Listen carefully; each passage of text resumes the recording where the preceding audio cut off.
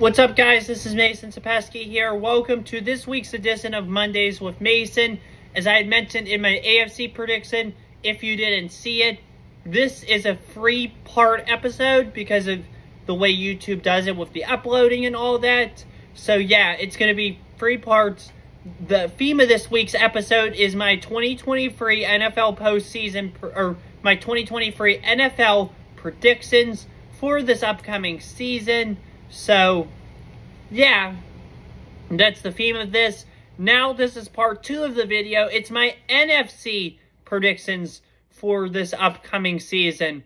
And by the way, please tune into part 1 for my AFC predictions as well. Part 3 will be my playoff predictions and my award winner predictions and some other stuff I had mentioned in part 1 of the video. So, yeah, let's get going with my NFC predictions now. Also, too, just one more thing before we begin. As you could probably tell in the last video, I was yawning a lot in that video. So, just a heads up, I may be yawning a lot in this one. I'm going to try not to, but yeah. Sorry to burp there. First off, we're going to start in the NFC East with my number 1 team in this division at 12-5.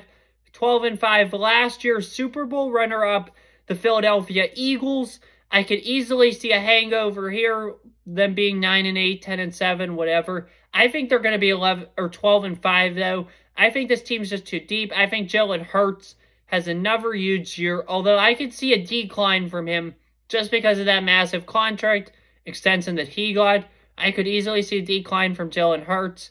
The running back room is not very good in Philadelphia, I don't think. Maybe DeAndre Swift could do something, but I don't know.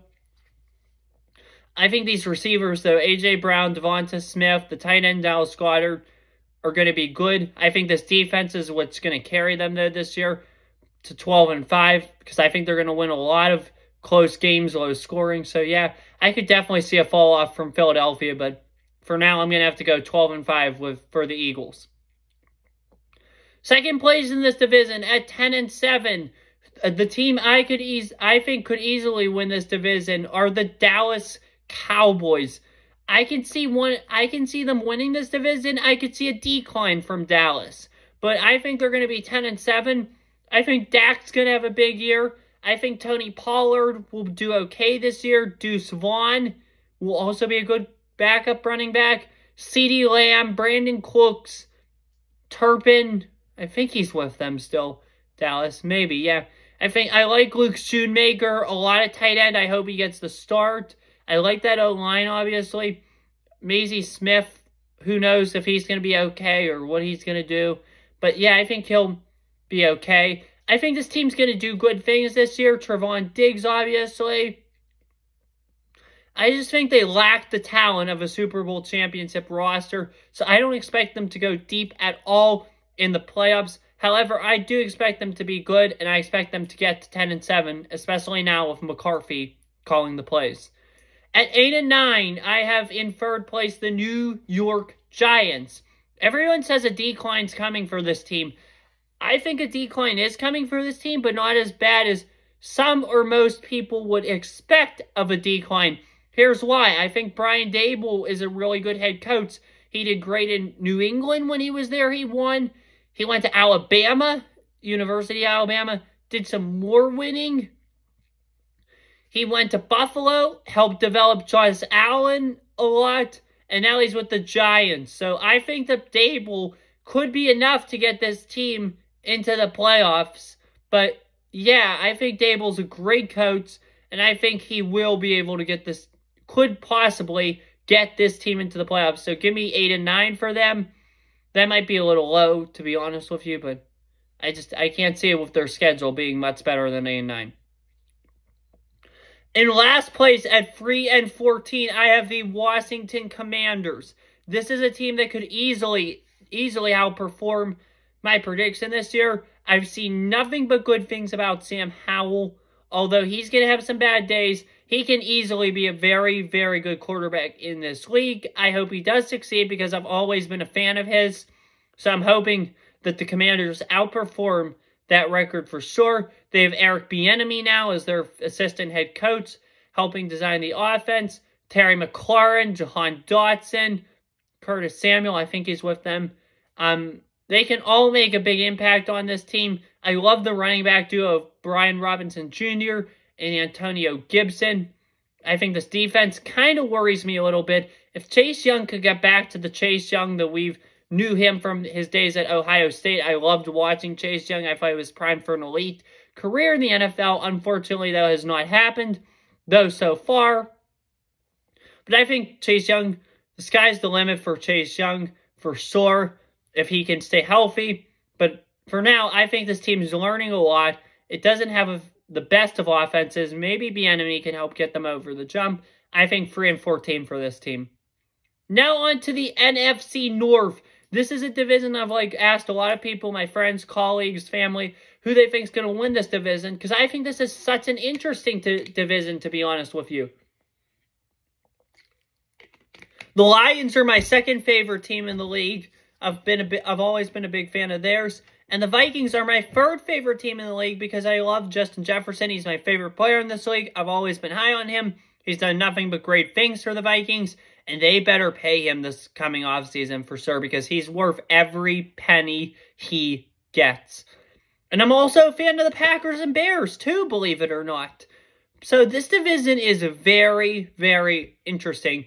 And I'm so eager to see who wins this division. I'll be keeping an eye on this one for sure. But for my opinion, I've asked my friends, my colleagues, my family who they think is going to win this division. Now it's time for me to voice my opinion on who's going to win this division. The division winner of the NFC North this year. I think this one's really going to surprise you guys a lot. I believe the Minnesota Vikings will win this division this year at 12-5. Everybody says this team is due for a decline this year. I say no. Here's why. Kevin O'Connell. He is a very good head coach, and he is the one that helped the Vikings win those one-score games. His coaching ability is what helped the Vikings win those one-score games. Now, sorry to wipe my nose real quick. It's me a little bit. But let's look at him, and let's look at Nathaniel Hackett with Denver. Clock management is what differs between those two. Hackett, as you know, was not a very good clock manager, and that's what led to the Broncos losing all the close games the Broncos lost last year. They easily had a better roster than their record showed. It was his clock management, I think, that screwed Denver. O'Connell, the Vikings last year, I think, was it 12-5 or 13-4? I think it was 13-4. O'Connell's clock management. He's the reason the Vikings won all their one-score games. Dalvin Cook may be gone, but Madison is a good running back as well. Look at your receivers. You got Jefferson. You got KJ Osborne. You got Jordan Addison. Jordan Naylor, I think is his name. He can step up if he's needed. Hawkinson, good tight end. This defense will be improved under Brian Flores' leadership. Kirk Cousins, he'll have a big year, I think, for sure. I really like the upside on this Vikings team. It's hard, I think, not to pick the Vikings to win this division. I'm picking them to win the division, and I think they'll win 12 games this year. Second place in the division, we have my second favorite team, believe it or not, at 11-6, the Detroit Lions. This roster has improved big time. Dan Campbell's going to lead this team to the playoffs, I think. They have Goff. They now have Gibbs and Montgomery in the backfield. They have Amon-Ra St. Brown. They have, who's the upper receivers? Jameson Williams once he comes back from suspension. Khalif Raymond. The tight end, Sam Laporta, is going to be good. I love this O-line. It's one of the best in the league. I think the defense got better by adding Cam Sutton, C.J. Gardner-Johnson, Jack Campbell. They got him in the draft. They improved that unit. They improved that roster. I can see this team going far into the playoffs. However, I can also see them easily falling off with all the hype, just like the Broncos did a year ago. But I don't think that will happen because a lot of this team stayed consistent. It kept the same system. Obviously, Ben Johnson, Aaron Glenn, they stuck around to be coordinators again this year. I really like where this Detroit team is headed.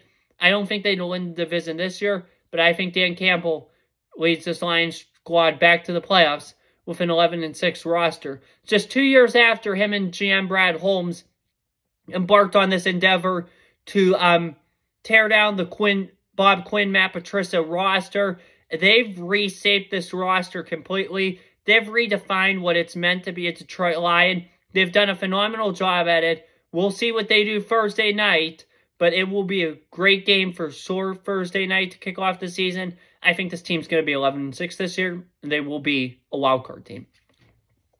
At 6-11, a team that can easily outperform this projection as a sleeper team, but I don't think they will get there this year just because of their schedule and their roster. I have the Green Bay Packers at 6-11. Last year they were 8-9. Rodgers didn't have his best year. That was part of why they were 8-9. Jordan Love, I don't think he's at the same level as Aaron Rodgers. But that quarterback schedule, he's the quarterback this year with the easiest quarterback schedule defense-wise. So it'll be a good year for Jordan Love. I can easily see the Packers making the playoffs and outperforming this projection for sure. I like what they did with this roster. Obviously, you have Aaron Jones and A.J. Dillon in the backfield. You got a good tight end. Reminds me a lot of Kelsey and Luke Musgrave. Got a good receiver who people have said reminds them a lot of Stephon Diggs and Jaden Reed. You also have good receiver in Christian Watson. Romeo Doubs, or however you can pronounce it, can make big plays. David Bakari and the O-line look good. That defense definitely has improved for sure.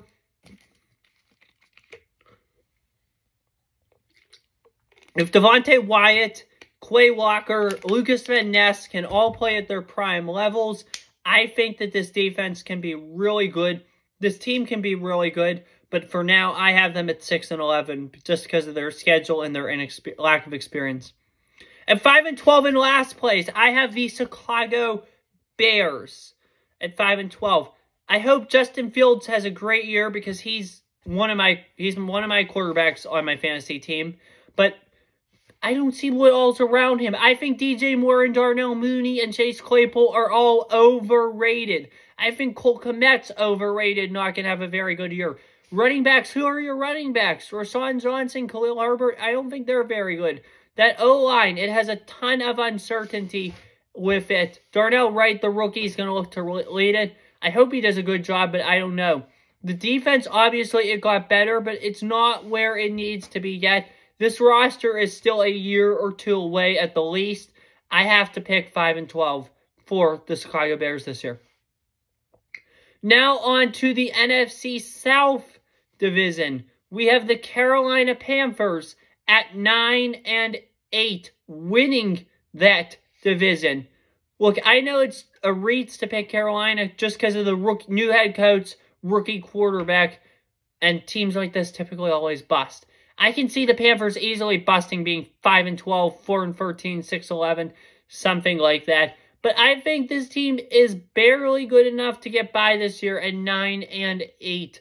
I think the additions they had, combined with Reich's experience, working with Young, will be enough to get them to 9-8 and into the playoffs, winning that division. Now on to the second place team, a team I can also easily see winning this division because I really like what they've done on both sides of the ball. The Atlanta Falcons, I have going 7-10, a team that could easily outperform them. I like Desmond Ridder a lot. I hope he is their franchise quarterback, and I can see him possibly making a big leap this year. Bijan Robinson, another guy on my fantasy team, he is going to rock and roll this year, I hope. I hope he has a big year for sure. Atlanta runs the ball a lot, and I think he'll break out this year for sure. Drake London, who's on my fantasy team, and also Kyle Pitts, I think, are poised to have big years as well. This O-line's improved. The defense has definitely improved with Ryan Nielsen out at the helm.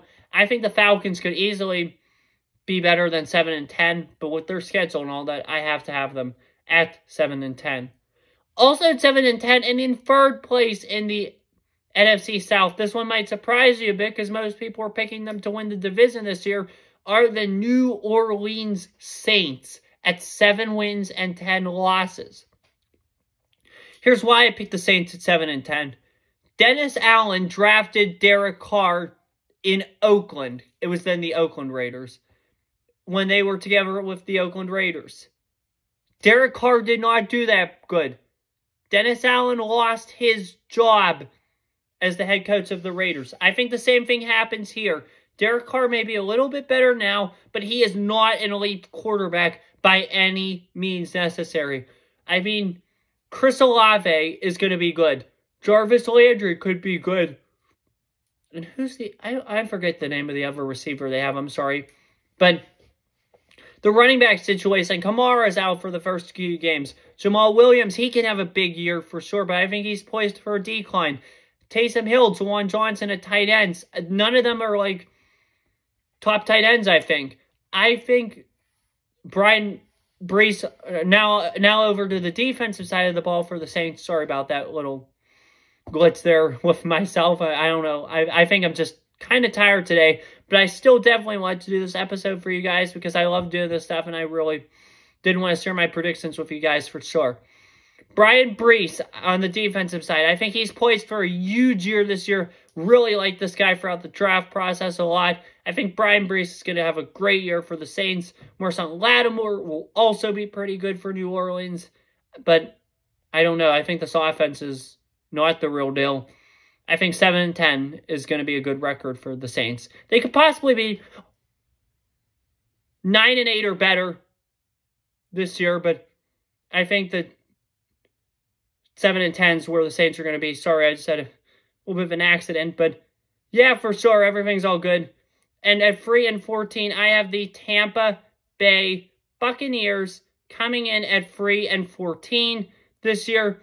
I don't think Baker Mayfield's going to be very good at the quarterback position. I don't know about them for sure. I think, though, the wide receivers, Chris Godwin and Mike Evans, they could be okay. Rachaad White, I don't think he's the real deal at running back. I think that defense takes a little bit of a decline. That's for sure. But yeah, I think 3-14 is where the Tampa Bay Buccaneers will end up this year. And they, not Arizona, will have the worst record in the NFC this year. Finally, now on to the last division here. We got the NFC West division now. At winning the NFC West division at a record of 12-5, I have the San Francisco 49ers. They can easily be better than the 12-5 record I have them being at this year. However, I don't know if they will be this season. I think 12-5 is where the 49ers will be this year. I think that's good enough for the third seed in the NFC, but give me 12-5 for the 49ers. In second place, at 9-8 in this division, I have the Seattle Seahawks. You can easily make the case that Seattle will outperform my 9-8 projection. I don't think they will outperform my 9-8 projection this year because I just think, though, Geno Smith's due for a decline. The roster around Geno Smith has improved, that's for sure, but I don't think he'll have as big of a year as he did last year. But I think that Geno Smith will be 9-8 this year, but the Seahawks will still make the playoffs with that 9-8 record. In third place in the NFC West here, I have the Los Angeles Rams at 8-9. I think this team's going to be better than most people think. I mean, even without Cooper Kupp, Matt Stafford's healthy now. Aaron Donald is healthy now. I think 8-9 are where the Los Angeles Rams are going to be this season. So I think that's going to be a good benchmark for the Rams at 8-9. And finally, in last place in the division at 3-14, this one's no surprise, the Arizona Cardinals. This roster is really bad as they begin year one of this rebuild under Monty Ossenfort and Jonathan Gannon. I think some people may be saying 3 wins is too much for the Arizona Cardinals. I don't know if it is. I think 3 wins is awfully bad if you want to ask me for my opinion.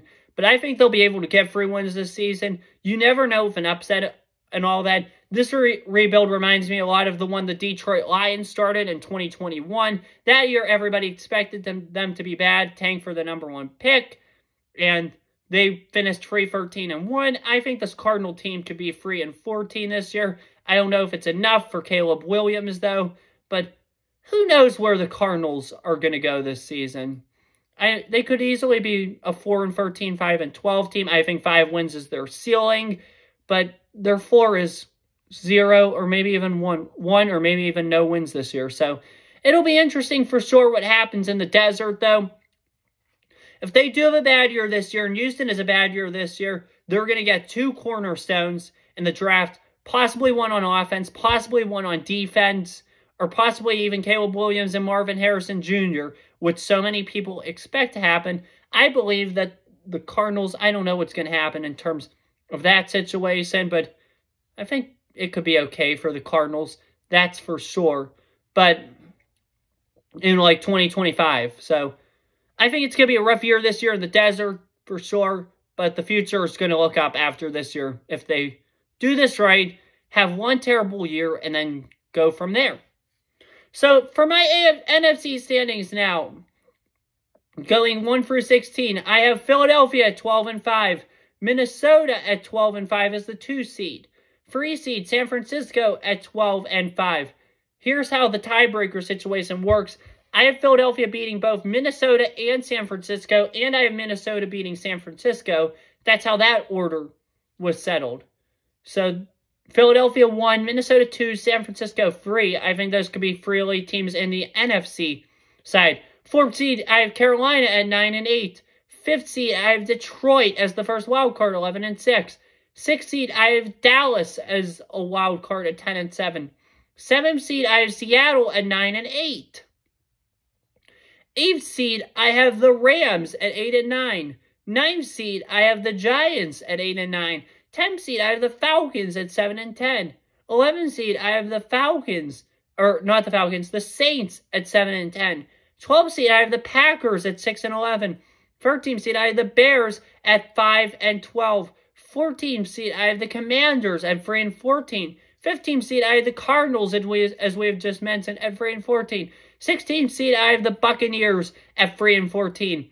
It's going to be a crazy year in the NFC for sure. They're nowhere near as good as the AFC is, but a couple of those teams like Philly, Minnesota, San Francisco, Detroit, Carolina, Dallas, Seattle, even like the Giants or the Falcons, and possibly even the Packers and the Commanders. It'll be interesting to see what they could do this year for sure. It's going to be a crazy season. Anyway, that's all for Part 2, the NFC predictions. Part 3, I have my playoff predictions, award winner predictions, and just some other stuff I mentioned in the first video that I mean to share with you guys. Anyway, that's all I have for you today for Part 2. Have a good one. Take care. Stay safe. Peace.